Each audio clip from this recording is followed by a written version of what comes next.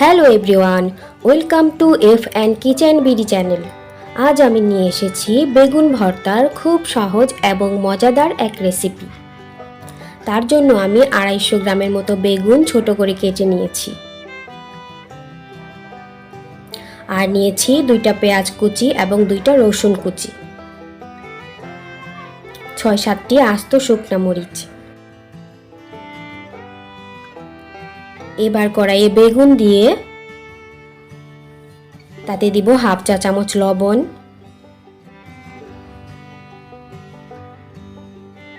1 cup পরিমাণ পানি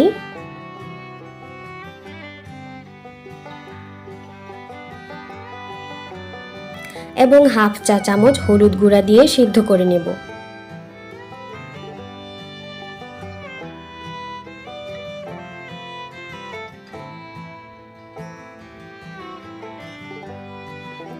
একদম পানি শুকিয়ে গেলে বেগুন নামিয়ে নিব।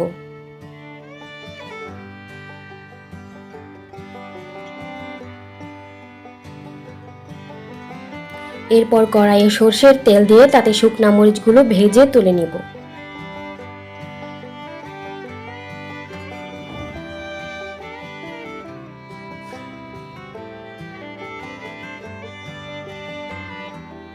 এরপর তেলের মধ্যে হাফ চা চামচ কালো জিরা দিয়ে 2-3 সেকেন্ড ভেজে নিয়ে তারপর দিব পেঁয়াজ কুচি আর রসুন কুচি।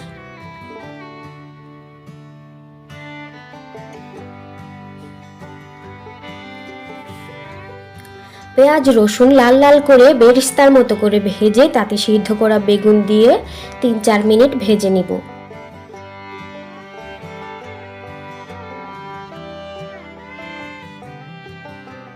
এবার পেঁয়াজ রসুনের সাথে ভেজে নেওয়া বেগুনের মধ্যে পরিমাণ মতো শুকনা মরিচ আর লবণ দিয়ে মেখে নিব।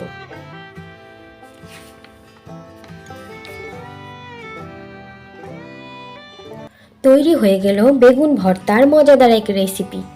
ভিডিওটি ভালো লাগলে চ্যানেলটি সাবস্ক্রাইব করে আমাকে ইন্সপায়ার করুন, যেন আপনাদের জন্য আরও মজার মজার রেসিপি উপহার দিতে পারি। ভিডিওটি দেখার জন্য ধন্যবাদ।